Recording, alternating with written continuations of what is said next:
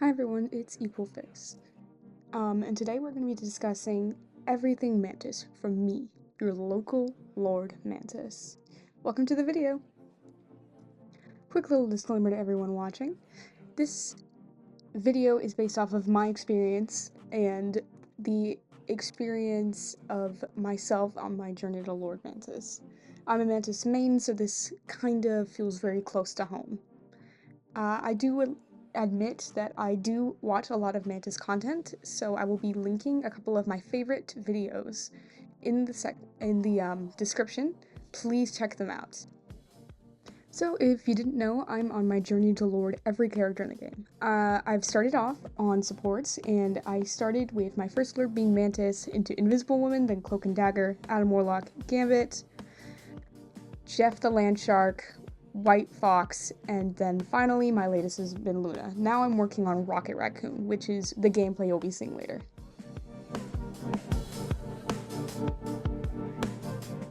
So I would personally like to say that I am a controller player. I play on a PS5. Currently we are moving, so my PS5 is in a box.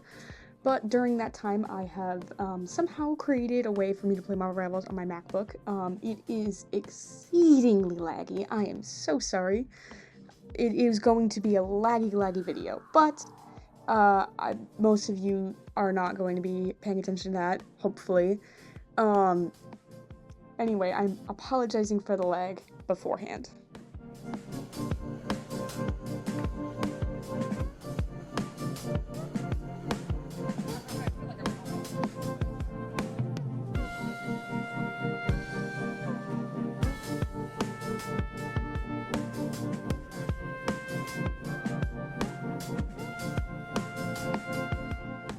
The first thing we're going to be looking at today on Mantis is her primary fire, which is a fast-moving projectile. Right-click for all my PC users, and for all my console players, it's right trigger, like every other character.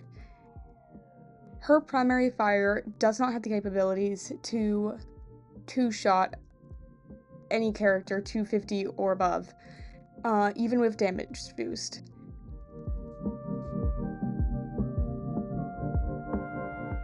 Mantis also gets healing from giving others damage boosts or heal boosts. She also has a very reliable way of getting healing from her self damage boost. One of the most important abilities in Mantis' kit is her damage boost, where she can damage boost allies. Due to the recent update in Season 8, she can now apply a speed boost, but she can now no longer give a damage boost to Black Widow to one-shot 275 HP targets. Now Mantis is a support, meaning she does have to have some type of healing in her kit. She can give one leaf to an ally to burst heal, and then do healing over time. Check the meter on the side for damage boost and healing to see how long it will last. To replenish leaves, Mantis can hit headshots, which you can see right now. Hitting headshots is imperative so that you can keep up how many leaves you have. Mantis' sleep is one of the best ways for dealing with dive for her and her other supports. Mantis' sleep creates an illusion behind the enemy, which can be shot down by the enemy's allies. Just for reference, a cool design tip is that Mantis' sleep illusion actually resembles her skin that you have on currently, as you will be seeing as I change skins, and you can see how the illusion changes with it. Mantis' passive allows her to have a speed boost outside of combat, so as long as she is not in combat, she has a speed boost naturally applied to her gates. Mantis' ultimate lasts for 8 seconds.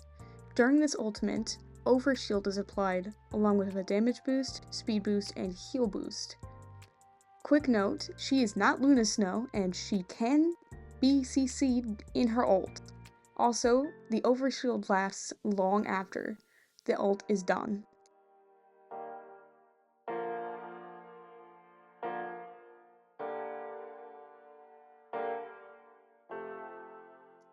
Mantis has 2 legendary skins. the one I want to talk about right now is her swimsuit skin, which I think is one of the only Mantis skins that is paid to win. The only reason I believe that skin is paid to win is because of the custom ultimate ability. Now, Mantis's ult is actually pretty hard to see on the ground. The custom ultimate ability on her swimsuit skin creates a vibrant blue, which is very easy to see.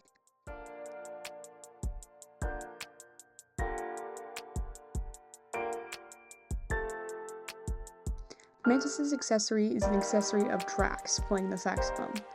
The reason it says Douglas is because that was his original human name in the comics.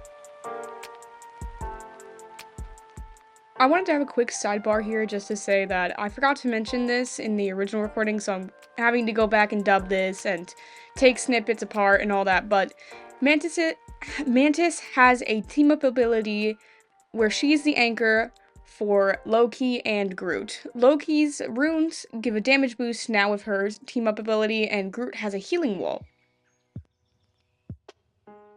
As the gameplay starts with our lovely Rocket, and as I explained earlier, as I am starting Rocket Lord, I will be having Rocket gameplay up. But that does not mean we're quitting talking about Mantis.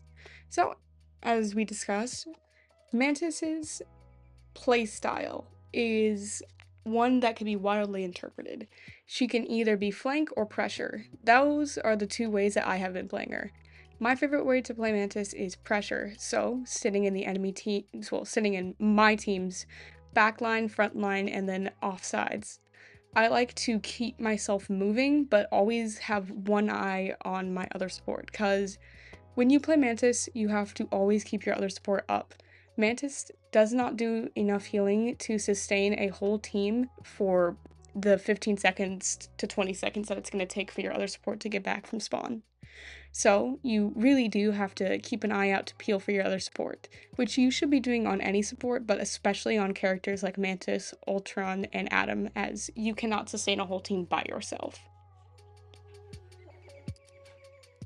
On that note, I would like to discuss what comps work best with Mantis. As most people often name her, Ultron, and Adam, like I said earlier, as the triple support characters, because they don't do as much healing as like characters as Luna Snow, Cloak and Dagger, and Invisible Woman. Even though they don't do as much healing, they can still work in duo support comps. You just need to know who to put them with. Like, Adam can work with Mantis, and Adam can work with Ultron, but Ultron and Mantis can't work together very well because of a very particular way that their healing style works. Both of them have the same problem with their healing.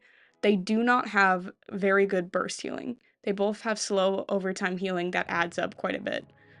But because they don't have that burst, it means that even though they can sustain the long-term effects of a fight on their tanks and DPS, it means that they can't necessarily heal them back up whenever they take large amounts of damage, which is when Adam comes in, who's a burst healer.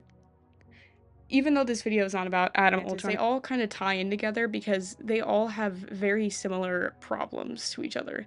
They don't do enough healing, they're very DPS-like. They do a lot more damage than they're supposed to do healing, and they work very well in triple support. Even though I think Mantis is probably the best triple support character due to the fact that she can give damage boost to all the supports, which makes up for the fact that supports do less damage. Unless we're talking about Luna, who is apparently doing more damage than Hela these days. On the point of playing pressure with Mantis, I think it's very important to talk about turrets and other types of utility that are placed on the ground. Mantis is a very good character for getting rid of all those things, such as, you know, hitting the squids and the penny nests and the mines and all of that.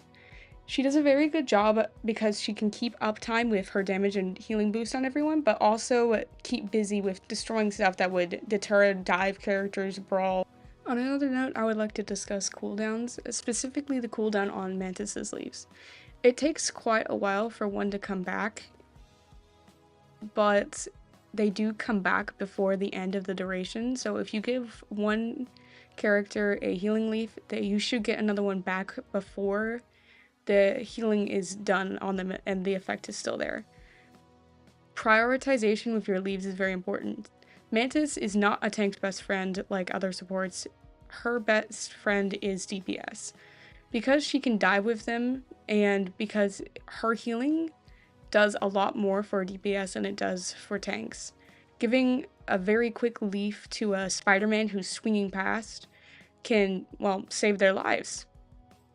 Part of the deal with Mantis is that you are always looking out for the DPS because your other support keeps out for the tanks. You don't have enough healing to do a lot for a tank, usually putting a healing or a damage on a tank every once in a while to keep up ult charge is very important, but that's not your main job. Your main job is to keep up, the DPS because your healing and your damage boost is going to be most efficiently used on them, especially when getting ultimates quicker.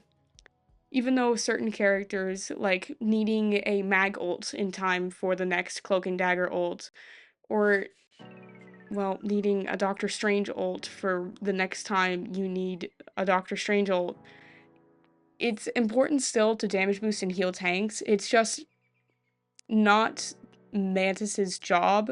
It's more of the other support's job. And if the other support doesn't have a job like that, then you two should not be playing on the same team. And different characters should be picked. Mantis is not a character that should be played all of the time. Even though I think she can work in almost every comp, there are just some compositions that can't work. Like high damage on the enemy team, Mantis isn't the best because she can't heal up the damage and take advantage of the amount of damage that's coming in and the healing that has to be done. In that point, triple support or switching off of Mantis is the best deal. Knowing when to switch is also a big deal with every sport in the game, but specifically characters like Mantis, Adam, Ultron, Jeff, Loki, all of these characters. There are very few characters in the game that work in every situation. Mantis is one that works in far fewer than people realize, but also more than people realize. She doesn't have to be in triple support, but people have to realize that at the same time, she's not built to be in every duo support comp. Following the update to Season 6, there's been a 20% ult reduction applied to every single character in the game, meaning that a character like Mantis and Storm, who have those damage boosts that can apply a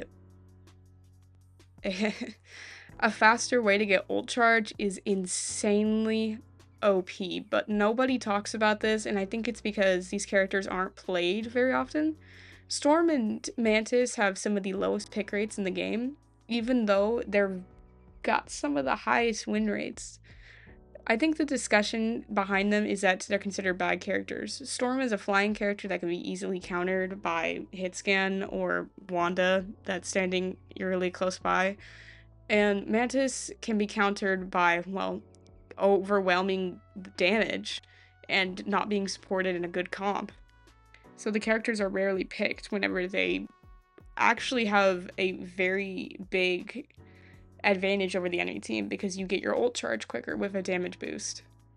So I think the discussion of why these characters are so important, specifically Mantis, because this video is about Mantis, is that this character has a healing that has an ability to heal you over time, allowing you to go out of a support's line of sight and still have healing, and a damage boost that allows you to get your ult charge quicker, which means that you can have your ults before the enemy team has their support ults, which is insanely important in certain matches. Well, in every match, really. So the discussion is, how do you use the damage boost correctly? Well, using the damage boost on characters that you need ults quickly for, such as, okay, I need our Cloak and Dagger to get their ult quicker because we know that their Punisher is going to have ult pretty soon. So you give your Cloak and Dagger a damage boost so that they get their ult charge quicker. Even though, let's face it, I mean, like, are they going to go into cloak form or not? Who knows? But either way, it's very important. Characters like Invisible Woman giving a damage boost when it goes through when her primary fire goes through people is very important. Mantis's ultimate can be used in a couple of different fashions because of how versatile it is. not only can it sustain for a decent amount of time, it also provides an offensive opportunity with its damage boost and speed boost. Using the ultimate ability correctly requires you to understand what your other support is doing and what you're doing. If your ultimate ability is the only sustain ult, then you save it to sustain against whatever ultimate on the enemy team is the most in need of, like, being kept up, such as Punisher, Namor, Groot. All of these ultimates can do quite a bit, and if you don't think you can heal through it, then you need to have an ultimate like Mantis. Say you have a Mantis and a Jeff. The sustain ability, the sustain ultimate on that team is Mantis. Even though Jeff has he has a bit of sustain in his ult, it's not really meant to be a support sustain ult. But on a team with a character like Invisible Woman, you want to use your Mantis ult offensively if possible. Not every time it can be used as offensive, but it should be used like that if possible. As we wrap up the video, I'm going to talk about the final topic about Mantis that I want to discuss, which is probably what a lot of people are looking at this video for, which is how to gain proficiency fast as Mantis. Mantis gets a lot of her proficiency from her assists. She is an assist merchant like Ultron. Basically, every time somebody gets a kill, while they have a healing or damage boost, which, once again, it lasts for a long time, meaning you get a lot of assists over time. And you don't even have to be there to physically be healing them. As long as you just give them a leaf, you can walk away and you can get an assist from that. So getting those assists is very, very helpful with her proficiency. Usually I would tell people to go to 18 versus 18 whenever they want to gain a lot of proficiency on certain characters, especially supports, because the amount of assists you get because of the amount of kills that are going through is madness. Mantis, I think, is a little bit different. I think Quick Match is a bit better because, well, one, you're gaining that experience on how to play the character, and two, the healing is just better in Quick Match, in my opinion, which is another part of the proficiency system. The assists, there's not as many assists coming through, but going in between the two and figuring out which one you like is better.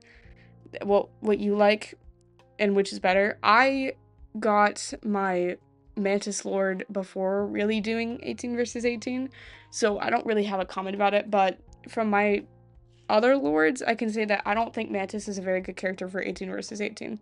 I have played her in 18 versus 18, and I didn't see a big deal. Her ultimate can be very helpful in 18 versus 18, and can gain her a lot of healing and assists at the same time, but you only get your ultimate once or twice per 18 versus 18 mode, and the stats for the 6 minutes don't seem very worth it, so I would recommend people to either be playing her in competitive, quick match, maybe even free fight, but 18 versus 18 I would just say no to, considering the amount of supports that will out-heal you, and the fact that, well, even though the assists are very good, you're only getting so many leaves, and just putting them on every single character all the time isn't very helpful, and it kind of feels like a waste.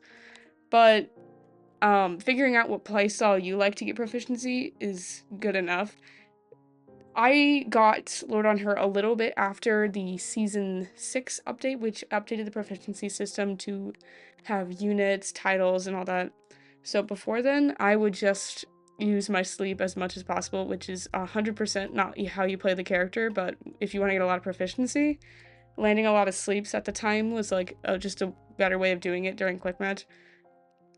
Of course, that was before Season 6, and that's no longer something you can do on the proficiency system, so I of course can't recommend that. But if you're looking to Lord Mantis, you very much should be focusing on assists and KOs, because she's very good at assists and KOs. Supports get a lot of them very quickly, which is probably why it's the easiest to get like a support lore compared to DPS and tank. Well, the video is done. My next video is going to be on Invisible Woman. It's going to be everything, tips and tricks from a Lord Invisible Woman. I sure hope that y'all come and watch that video too, because I'm a firm believer that knowing every character in the game will help you learn your character, whoever that is. But as this video is, coming to a close in its last minute of life, I'm just gonna say that I love you all. I'm taking a giant trip down to Tampa, Florida, where I will be living there from now on, which is gonna be a huge deal. And then we're taking a European vacation directly after that. Right now, I'm filming this and recording this, and there's boxes everywhere around me. I'm surrounded by boxes, and my room is completely empty. I can't wait to give a room tour for my new house. I have a balcony. I'm so happy. But now that that's happening, I don't think I'll be posting a video for a while. But next time it's gonna be Invisible Woman. I would like to state for the record that I do want to be doing more content. It's just that with the new move and everything, I don't know when I'll be able to do the next video. I will be trying to record and do everything because I already have Invisible Woman Lord. If you didn't, you should have seen that earlier, but I have 8 Lords at this point. Once I finish all of that up, I'll be making a support Lord video about all of them. But, anyways, thank you all for the support. I can't believe I reached 200 subscribers. That's, like, a huge deal for me. I'm kind of, like, freaking out in a little corner over here. But, see you next time, everyone. See you next time.